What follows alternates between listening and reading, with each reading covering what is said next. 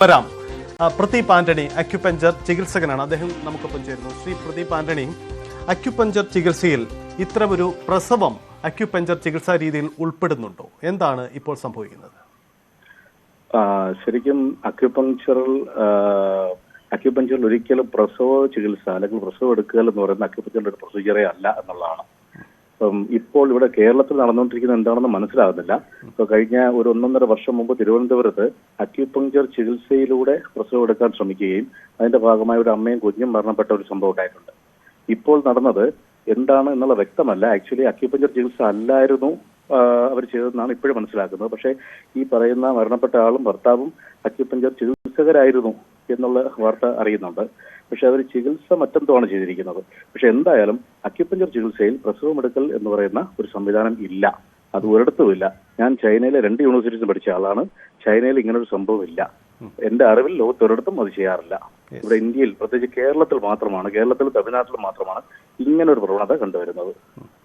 ഈ അക്യൂഷ് സെന്റർ എന്ന് പറഞ്ഞുകൊണ്ട് ഒരു വലിയ ഗ്രൂപ്പ് അവർ പ്രവർത്തിക്കുന്നതായി ശ്രദ്ധയിൽപ്പെട്ടിട്ടുണ്ടോ? കാരണം സോഷ്യൽ മീഡിയയിലും മറ്റും നിരവധിയായ വീഡിയോകൾ കാണാം. അതിൽ ഈ വീടിനുള്ളിലെ പ്രസവത്തെ പ്രോത്സാഹിപ്പിക്കുന്ന വലിയൊരു ഗ്രൂപ്പുണ്ട്. അവരെല്ലാം അക്യുപഞ്ചറിനെയാണ് ഇതിന് വഴിയായി സ്വീകരിക്കുന്നതെന്നാണ് ഞങ്ങൾ മനസ്സിലാക്കുന്നത്.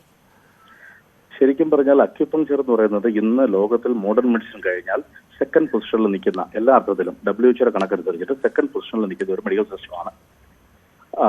അത് ഏറ്റവും കൂടുതൽ രാജ്യങ്ങൾ അംഗീകരിച്ച കണക്ക് നോക്കിയാലും, ഏറ്റവും അധികം ഡോക്ടർമാരുള്ള കണക്ക് നോക്കിയാലും, ഏറ്റവും അധികം രോഗികൾ തേടുന്ന ചികിത്സ എടുത്താലും, ഏറ്റവും അധികം റിസർച്ച് നടക്കുന്നതായാലും, അങ്ങനെ ഏത് അർത്ഥത്തിലും അക്യുപഞ്ചർ മോഡേൺ മെഡിസിന്റെ തൊട്ട് പിന്നിൽ നിൽക്കുന്ന സിസ്റ്റമാണ്.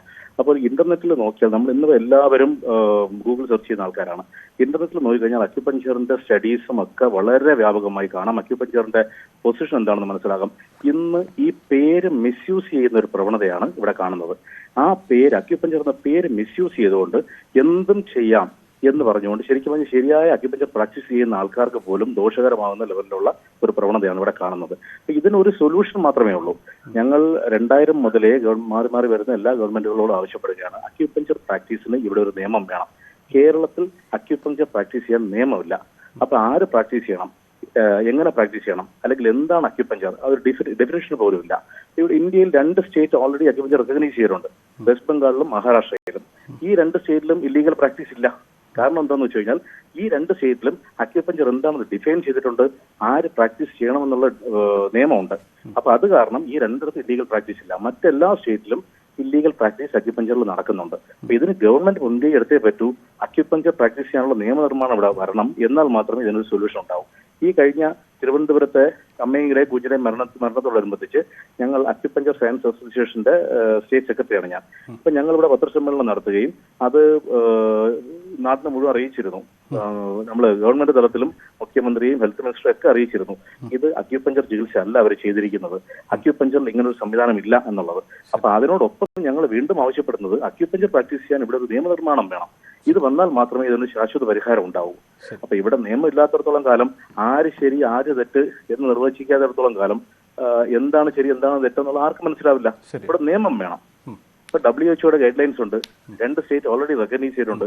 അതിന് ഫോളോ ചെയ്ത് കഴിഞ്ഞാൽ എന്താണെന്നുള്ള അറിയാൻ പറ്റും അക്യുപഞ്ചർ എന്താണെന്നുള്ളത്.